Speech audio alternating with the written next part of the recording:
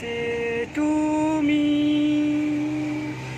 Happy birthday to me. Happy birthday dear Rakesh. Happy birthday to me. तो ये है आज 20 तारीख 20 जून और आज मेरा जन्मदिन है। और ये डेट मैंने अपने दोस्तों को भी नहीं बताई, यहाँ तक कि मेरे घर वालों को, मेरे रिश्तेदार जो हैं उनको भी पता नहीं है मेरी असली वाली बर्थ ऑफ डेट। मैं बताता ही नहीं ना, मैं कोई अपनी सोशल मीडिया पे जो भी मेरे जो अकाउंट है उन पे मैं बताता ही नहीं। मैंने सही डेट डाली नहीं क्योंकि मुझे नहीं बताना यार किसी को। मैं नहीं चाहता कि मुझे कोई बर्थडे सेलिब्रेट विश करे, मुझे अच्छा ही नहीं लगता। मेरा बर्थडे आज है 20 तारीख को, 20 जून को, तो मैं इस दिन अपने आप को ही पार्टी दे देता हूँ। मैं जब मुंबई में था ना, मुंबई में जॉब करता था और दिल्ली में, तो कैसा रहता था, मुझे पता है कि भाई इस दिन मेरा जन्म है, तो मैं जाता था और उस दिन छुट्टी करके आराम से ऐश करता था। तो अपने आप को ही मैं पार्टी दे देता, मैं किसी को पार्टी नहीं देता। अरे दोस्त लोग कैसे रहते हैं कि उनको पार्टी दो, साले भुक्खड़ों की तरह खाएंगे, कुछ देना तो है नहीं, ऐसे दोस्त लोग रहते हैं। तो क्या उनको पार्टी देना, क्या बुलाना, तो अपने आप को ही दे देता हूँ। मैं जो भी मेरी बर्थडे पार्टी अपने आप को ही देता हूँ और खुद ही सेलिब्रेट करता हूँ, मज़ा आता है मुझे। देखो जो काम मैं ये कर रहा हूँ ना, वो हर किसी की बस की तो रहती नहीं। हर कोई तो सन्यासी बन नहीं सकता। अगर ऐसा होता इतना आसान तो कोई भी बन जाता सन्यासी।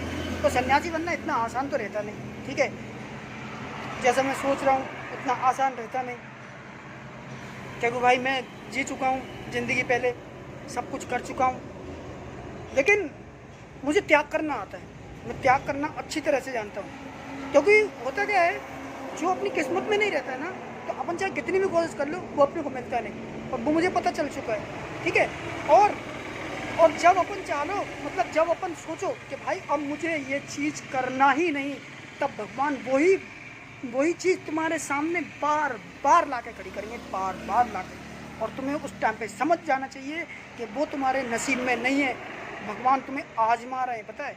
वो बार बार वही चीज़ तुम्हारे सामने ला खड़ी करेंगे जिससे तुम हमेशा वंचित थे, क्योंकि उनको पता है अब साले इसको आजमा के देखते ही अपनी जो इसने जुबान दी उससे डगमगाता है कि नहीं। वो भी आजमाते हैं, भगवान भी बहुत आजमाते हैं। और अगर अपन उस पर अडिग रहो, जो अपना वादा कर चुके अपन उस पर अडिग रहो, तो वो खुद साथ में हो जाते हैं। और जो अपन डगमगाए और अपन थोड़ा इधर उधर हुए, तो भगवान, अपन तो सोच रहे हैं कि हाँ अपना काम हो गया, अपन सुखी हो गए, लेकिन भगवान फिर ख़त्म कर डालेगा पूरी तरह से। तो आजकल मेरे साथ ऐसे ही हो रहा है कि भाई जब तक तो मैं शादी के ख्वाब देखता था, तो मेरी क्या है ना, मेरी शुरू से ये आदत है कि मुझे शादी करनी थी, मुझे अपनी पसंद की करनी थी, मुझे जैसी लड़की चाहिए थी वैसी करनी थी, और वैसी मिलती नहीं।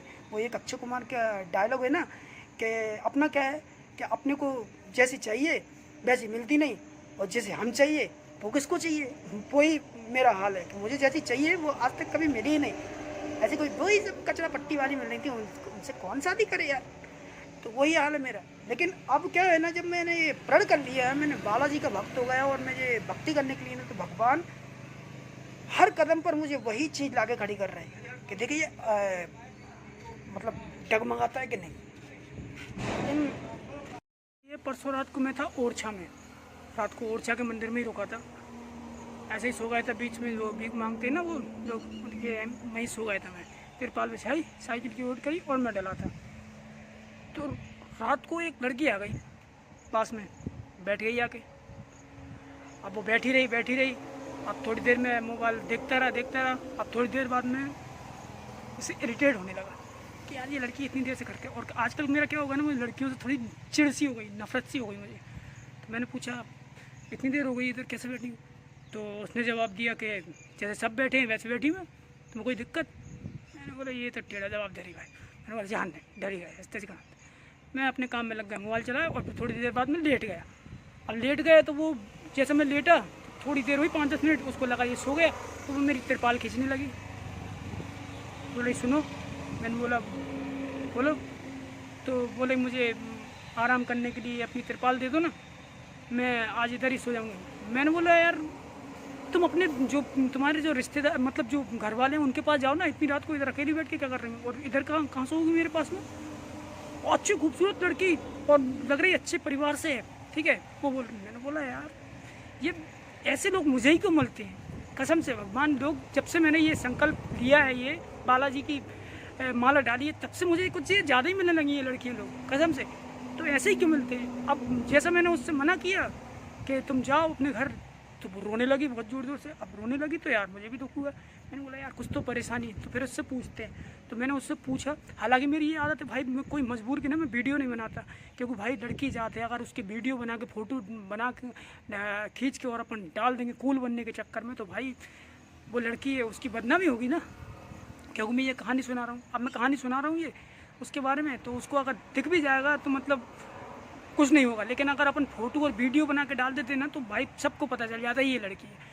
तो ऐसा रहता है, कभी वीडियो फ़ोटो नहीं बनाने चाहिए मजबूर इंसान का। तो उसने मुझे अपनी आप बीते बताई कि भाई उसका हस्बैंड है, 7 साल की उसकी बच्ची है, और वो पति उसका झगड़ा करता है उससे, ठीक है, मारता पीटता है। और दूसरा वो उसी एक दिन आज रात को उसने देख लिया होगा उसके शाम को किसी दूसरी औरत का नंबर था उसमें, और वो उसके मोबाइल से ही लगाया उसने, बताओ, ये लड़की के मोबाइल से लगा दे रहा उसने, और उसने देख लिया तो उसने पकड़ लिया। तो ऐसे करके झगड़ा हो गया, तो वो घर छोड़ के और भाग आई।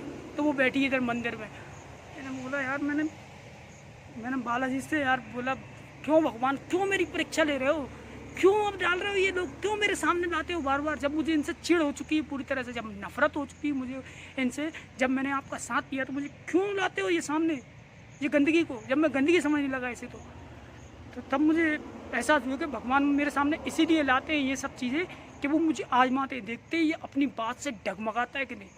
अब मैं कहाँ डगमगाने वाला भाई, मैं तो जो सोच के अगर जो एक बार निकल गए तो फिर तो कुछ भी होता रहे, मैं नहीं हटता भाई अपनी बात से पीछे। तो मैंने फिर क्या किया, मैंने अपनी तिरपाल दे दी उसको, मैंने बोला, और साइकिल की ओट में मैंने बोला भाई यहाँ सो जा। और मैं अपनी ये तौलिया मैंने खोली और मैं उधर जाके दूर वो कंगलों के बीच में जाकर मैं सो गया।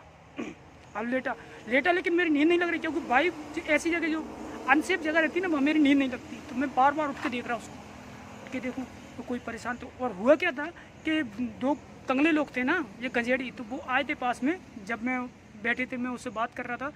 तो उसने मुझसे, वो जो 2 कंगले थे उन्होंने पूछा नशेड़ी कि भाई साहब ये महाकाल का प्रसाद कहाँ मिलेगा। तो क्या है, मेरे से ये नशेड़ी लोग कोड वर्ड में बात करते हैं ना, मैं उनकी अच्छी तरह से कोड वर्ड की भाषा जानता हूँ वो क्या बोल रहा है। मैंने बोला भाई भैरव के बाबा का प्रसाद यार, मैं दिख रहा हूँ कि तेरे को बेचने वाला है, देख कहीं और देख दूसरों को, वहाँ मिल जाएगा। तो वो लड़की बीच में बोली, वो बोली मैं इधर की हूँ, मुझे पता है, यहाँ से वहाँ से बाहर जाओ। और मैंने बोला यार ये लड़की बड़ी कमीनी है यार, मैं तो एक ये फालतू के ये लोगों को मैं भगाना चाह रहा हूँ, और ये और बताओ ये ज़्यादा सियानी बन रही है। वो उसने बताया, वो उससे चिपक गए, हाँ बताई। मैंने बोला नहीं भाई उसको भी पता नहीं है, पता नहीं कहाँ से है वो, उसने ऐसे ही बोल दिया, उसको क्या मालूम। मैंने उनको जस्ते से करके रखा था पति। फिर मैंने बाद में वो लड़की को डांटा, हालांकि अनजान, लेकिन तब भी मैंने डांटा। मैंने बोला ऐसे तुम ये शराबी कबाड़ियों को मुँह लगोगी, उनको बताओगी कि भाई इधर मिलता है, फिर वो तुम्हारे से ही चिपक जाएंगे आगे। आखिरकार फिर वही हुआ, मैं उधर तौलिया बिछा के और मैं लेटा था, तो वो लड़की उधर लेटी। अब बार बार वो नशेड़ी लोग थे, अब वो तो मज़े लेने भाई, लड़की रात को देख के वो तो मज़े लेने लगते, बार बार पूछ रहे कि दीदी बताइए ना वो किधर। फिर मैं फिर लेट गया। फिर मैंने उसको समझा दिया था कि अब अगर पूछे तो हाथ जोड़ के बोल देना भैया हमें पता नहीं। तो मैं वही उसने किया, उसने हाथ जोड़े और माफ़ी मांग ली, भैया हमें पता नहीं, आप और कहीं आए। तो फिर नहीं आए, ऐसे उसको मुक्ति मिली। तो वो कंगले लोग चिपक गए थे उससे। फिर मैंने क्या किया, 3:30 बजे मैं उठा और मैंने भाई उसको उठाया। मैंने बोला भाई ये बला को यार दूर करो। मैंने उसको उठाया, मैंने बोला अब आप अपने जाइए जहाँ आपका घर है वहाँ जाइए और मैं चलता हूँ। मैं 3:30 बजे उसकी वजह से ही, लड़की की वजह से मैं 3:30 बजे निकला है मंदिर में से, अपना बोरिया बिस्तर बांधा और मैं भाई नदी पे पहुंच गया, बैतवा नदी में आराम से। फिर आधा एक घंटा वहीं नदी पे बैठा और फिर स्नान किया मैंने और बस निकल आया। तो ऐसा होता है, जिस चीज़ से अपन दूरी बना साली वही भगवान बार बार सामने ला के खड़ी करते हैं, वही चीज़ आजमाते हैं भगवान कि देख अब इसको देखते हैं, साला बहुत ज़्यादा सियाना बनता है ना, ये बहुत ज़्यादा सियाना बनता है। अब देखते हैं ये कितना अपनी बात पे। और क्या है ना, मैं जब ये काम करने के लिए निकला, मेरे दोस्त लोग भी वही कर रहे हैं, वो बार बार मुझे ऐसी गंदी रील डालते और वो मतलब यही पीने खाने की वीडियो डालते। वो आजमाते, वो देखते हैं कि देखो इसको देखे कि अभी भी ये वैसा ही है कि नहीं। लेकिन मैं वैसा नहीं हूँ, मैं बदल चुका हूँ पूरी तरह से। क्या है ना, मैंने अपनी एक डेट फिक्स कर रखी थी कि 36 साल की उम्र में अगर मुझे जो करना है और वो मैं नहीं कर पाया तो मर जाऊंगा मैं। तो मैंने डेट फिक्स कर लगी थी, और वो हुआ यही कि वो हालात कुछ ऐसे बन गए कि वो 36 साल की उम्र में ही ऐसा संजोग बना कि मैंने मरने की कोशिश करी, और मरने की कोशिश करी तो मैं बीच में ही लटक गया। और भगवान ने भी ये प्लान बना लिया था कि साला ये कुछ ज़्यादा ही सियाना समझता है अपने आप को, इसने मरने की डेट फिक्स कर ली, मरने की इसने डेट फिक्स कर ली। अब बताते इसको। तो उन्होंने क्या किया कि ना तो मुझे मरे में ही रखा और ना जिंदे में ही रखा। मैंने मरने की कोशिश करी, साला 1 महीने हॉस्पिटल में एडमिट रहा, और उसके बाद में पूरी तरह से बदल गया। जो मैं एक राक्षस था, जो शराब पीता था, सब कुछ करता था, और अब मैं ज़रा भक्ति में निकल गया, तो पूरा माहौल ही चेंज हो गया। क्योंकि मैं समझ गया ना भाई, भगवान बहुत ज़्यादा सियाने हैं, भगवान बहुत ही ज़्यादा सियाने हैं।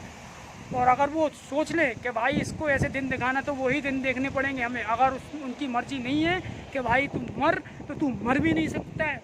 ये बात की गारंटी मैं दे सकता हूँ भाई, क्योंकि मैंने देखे हाल। और अगर अपन कुछ संकल्प करते हैं ना, और उसको पूरा करने के लिए निकल जाते हैं ना, तो भाई सबसे बड़ी चुनौती अपने को रहती है कि अपन डगमगाए ना। और ये भगवानों के कामों में, और अपन ये बालाजी की सेवा में निकलते हैं ना, तो भगवान भी हमें बहुत आजमाते हैं। वो बार बार वही चीज़ तुम्हें ला के सामने खड़ी करते हैं, जिससे तुम्हें कुछ समय पहले बहुत ज़्यादा मोह था, बार बार वही चीज़ ला के खड़ी करते हैं। और लड़की जात एक ऐसी है कि सुंदरता पे अगर जो भी अगर गया है ना, उसकी ज़िंदगी हमेशा बर्बादी हुई है, वो कुछ नहीं कर पाएगा हमेशा। तो ये भी एक चुनौती रहती है। क्योंकि देखो ना, वो समुद्र मंथन के टाइम पे वो कितने सियाने बन रहे थे राक्षस। बोल रहा हम भी पियेंगे अमृत। यही पियेंगे क्या देवता लोग, हम भी पियेंगे। अरे विष्णु भगवान ने बोला अभी बताता हूँ तेरे को, रुक अभी बताता हूँ। तो विष्णु भगवान ने क्या किया, मोहिनी का रूप रख के और आगा उनको शराब पिलाई ना। तो ऐसा ही रहता भाई, सुंदरता के पीछे, मतलब अगर लड़की के पीछे जो गया ना, और सुंदरता के पीछे गया, वो समझो बर्बाद है। तो सबसे पहले कंट्रोल, हालांकि अपन भी थे ऐसे ही, अपन भी कुछ हालात ऐसे थे कि मतलब अपन भी ऐसे ही बन गए थे, लेकिन कंट्रोल करने की क्षमता है। और जो त्याग कर दिया, फिर चाहे भले कितना भी कुछ हो, मैं नहीं हटता भाई अपनी बात से। तो एक कहानी सुनी थी मैंने बाबा से, तो वो कहानी भी आपको मैं सुनाई देता हूँ। हालांकि मैंने रिकॉर्ड, आज बात करते करते ना मुझे एक कहानी याद आ गई जो मैंने बाबा से सुनी थी। एक जगह मैं रुका था मंदिर में, तो वो बाबा थे, चिलम लगाते रहते थे, पीते रहते थे, अपनी मस्ती मस्त रहते थे। तो उन्होंने मुझसे पूछा कि बेटा तेरे मन में ऐसा क्या आ गया, मतलब तूने ऐसा क्या सोचा ये साइकिल लेके तू तीर्थ करने के लिए निकल गया। अभी क्या है उम्र तेरी, खेलने खाने की है, आराम से दवा खा, शादी कर, फैमिली बना अपनी। मैंने बोला बाबा मेरा सब काम धंधा करके मन भर गया, और वैसे शादी से तो मेरा विश्वास उठ, मुझे शादी तो करनी ही नहीं, मैं ऐसे ही रहूंगा, ऐसे ही मतलब भगवान की भक्ति में रहूंगा। तो बोले इससे क्या होगा। मैंने बोला इससे क्या होगा, सुनते हैं अगर अपन ऐसे मतलब भगवान की भक्ति करो और तीर्थ यात्रा करो अपन, तो अपने को वैकुंठ की प्राप्ति होती है, यानी कि हमारा इस पृथ्वी लोक से जन्म मरण से अपने को मुक्ति मिल जाती। तो बाबा हंसे, थोड़ी देर बाबा हंसे, और फिर मेरे से बोले अच्छा, बोले ऐसी है, मतलब ऐसी बात है। मैंने बोला हाँ सुना तो मैंने ऐसा ही है। तो बोलने लगे मैं ये मोक्ष प्राप्ति, यानी कि ये वैकुंठ में मतलब जन्म और से मृत्यु से मुक्ति की एक कहानी सुनाता हूँ, सुनाइए। तो उन्होंने मुझे कहानी सुनाई है, बहुत ही मजेदार कहानी थी। उन्होंने बोला एक सन्यासी थे जो बहुत ही धर्म पुण्य करते थे, बहुत धर्म पुण्य करते थे, और बहुत ही नेक थे। मतलब वो हर किसी की मदद करते थे, सबसे अच्छा बोलते थे, मीठा बोलते थे, ठीक है। तो लोग आप उनसे प्रसन्न रहते थे। जब उनकी मृत्यु हुई तो सबों ने मान सम्मान से उसमें उनकी अंतिम विदाई की, और उनकी समाधि बनाई। तो ऐसे करके उनको नीचे बहुत सम्मान मिला उनके अच्छे कामों से। अब वो मर के जब उनकी आत्मा ऊपर पहुंची, तो यमराज के सामने उनकी आत्मा खड़ी थी। तो यमराज ने बोला चित्रगुप्त से कि हाँ भाई चित्रगुप्त, देखो इनके लेखा जोखा देखो, क्या इनको प्राप्ति हुई है इनके कर्मों से। चित्रगुप्त देखना चालू करते हैं, तो बोलते हैं महाराज इन्होंने बहुत अच्छे काम किए, ये तो बहुत दान पुण्य करते हैं और बहुत अच्छे सन्यासी है, ये सबकी मदद ही करते हैं। तो ये बात सुन के वो जो सन्यासी की जो आत्मा थी वो भी प्रसन्न हो रही, और यमराज भी खुश हो रहे, वाह ये तो अच्छा हुआ। तो फिर बाद में पन्ना पलटते गए चित्रगुप्त और उनके बारे में पढ़ते गए, सब अच्छी मिल रही, अच्छी मिल रही। लास्ट में उनको एक थोड़ी बहुत कमी देखी। उन्होंने बोला महाराज इनसे एक गलती हो गई है। बोले क्या? अब वो जो सन्यासी की जो आत्मा थी वो भी टेंशन में हो गई। अरे अब कौन सी कमी हो गई, मैं तो बैकुंठ की प्राप्ति के लिए आया था। तो चित्रगुप्त बोले यमराज से कि महाराज इनके मन में ना ये एक इच्छा लेके इनकी मृत्यु हुई है। बोले कैसी? यमराज बोले कैसी इच्छा? अब वो भी भ्रमित हो गए, जो सन्यासी की जो आत्मा थी वो भी सोच में डल गए, यार कैसी इच्छा रह गई यार कि मुझे जिससे बैकुंठ की प्राप्ति नहीं हो पाएगी। चित्रगुप्त ने बताया कि इनके अंदर भोग विलास की जिज्ञासा है अभी भी। मतलब ये मर गए तब भी अभी भी इनके मन में भोग विलास की अभिलाषा है। इनको सब कुछ मिला, नीचे मान सम्मान सब कुछ मिला, लेकिन इनको भोग विलास की कमी रह गई इनके जीवन में, और इनको अभी भी उसी की आस लेके ये मृत्यु को प्राप्त हो गए। तो यमराज बोले अरे रे रे रे रे, ये तो बहुत बुरा हुआ। बेचारे इन्होंने बहुत अच्छे काम किए और एक जगह इनकी चूक गई, अब इनको फिर से मृत्यु लोक जाना पड़ेगा। तो वो जो सन्यासी की जो आत्मा थी वो बोले यमराज से कि प्रभु ऐसा मत करो, मुझे बैकुंठ जाना है, मुझे अब नहीं जाना, मुझे पृथ्वी लोक नहीं जाना। तो वो यमराज बोले नहीं, जो भी मनुष्य जो भी मनुष्य अपनी कितनी सी भी इच्छा को लेकर अगर मृत्यु को प्राप्त होता है तो हमें मजबूरन उसको मृत्यु लोक यानी पृथ्वी लोक पर भेजना पड़ता है उसको। तो बोले ठीक है फिर वो भेज दो, वैसी आपकी इच्छा। तो वो यमराज ने बोला उनसे कि मैं आपको नीचे भेज रहा हूँ आपकी इच्छा पूर्ति के लिए।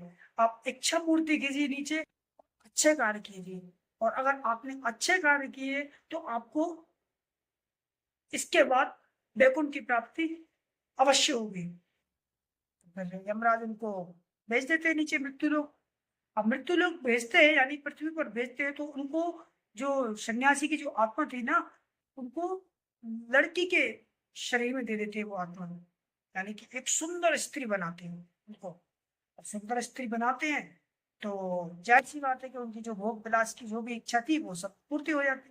क्योंकि अच्छी सुंदर थी तो उनको वर भी अच्छा सुंदर बना था, तो जो भी उनकी भोग विलास की इच्छा थी वो सब पूर्ति हो जाती। तो फिर होता ये है कि 2-3 साल बाद उनका शादी होती है।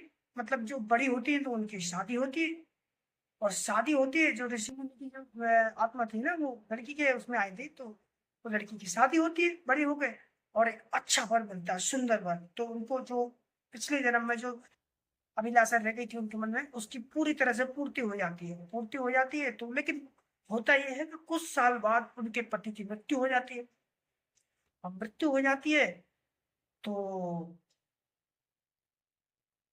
अभी भी वो जो आत्मा थी ना भोग विलास से पूरी तरह परिपूर्ण थी, तो उसके अंदर भोग विलास की अभिलाषा अभी भी थी। तो होता ये है कि उनके प्रति पति की मृत्यु हो जाती है, और वो उस भोग विलास की जो जिज्ञासा जो रहती है उसको सहन नहीं कर पाती है, और वो जो उन्हें पति बनने के बाद उनको साध्वी या मतलब भगवान की भक्ति में लगना था वो और ज्यादा भोग विलास में लग जाती है, वेश्यावृत्ति में लग जाती है। तो होता ये है कि जब वो मृत्यु होके और जब जाती हैं यमराज के पास, जब यमराज के पास खड़ी होती हैं तो फिर वही होता है, फिर वही चित्रगुप्त पलट के देखते हैं पन्ने और पता चलता है कि महाराज इन्होंने अभी भी वही गलती करी है जो पिछले जन्म में करी थी। तो महाराज इनको क्या सजा दी जाए? यमराज बोलते हैं कि सजा क्या, अब तो इनको फिर से 84 लाख जोनियों में से निकलना पड़ेगा, तब इनको पवित्र होना पड़ेगा, उसके बाद ही इनको वैकुंठ की प्राप्ति होगी। इस तरह यमराज उनको एक कुतिया का कुतिया के शरीर में वो आत्मा दे देते हैं कि जा तेरी यही दुर्दशा है। मतलब तुम इसी लायक है। अब वो 84 लाख जिंदगी जब वो आत्मा जिएगी और अच्छे कार्य करके जब वो आएगी, तब भगवान उसको वैकुंठ देंगे, यानी अपने शरण में लेंगे। और अगर वो 84 लाख योनियों में भी अगर उसने गलत काम किए, तो फिर से उसको 84 लाख योनियों में जाना पड़ेगा। इसलिए बोलते हैं भाई कि भगवान की भक्ति करो ना, तो कहीं से भी कुछ भी अपने अंदर रह जाना नहीं चाहिए। अगर जो अंदर अपने रह गए ना, तो अपने को वैकुंठ की प्राप्ति नहीं होगी भाई। मतलब आना ही पड़ेगा, इस पृथ्वी लोक पर अपने को आना ही पड़ेगा। इसलिए अपने मन में कोई इच्छा मत रखो भाई, जो भी है निकाल डालो इधर ही। इच्छा लेके अगर मरे ना, तो फिर से हमें इधर ही आना पड़ेगा, भगवान की शरण नहीं मिलेगी। ये बाबा ने बोला था, मुझे कहानी सुनाई थी, मैंने आपको सुना दी। अब इसमें कितना सच है कितना झूठ है वो मुझे पता नहीं, लेकिन कहानी मुझे बहुत ही अच्छी लगी, इसलिए मैंने आपको सुना दी।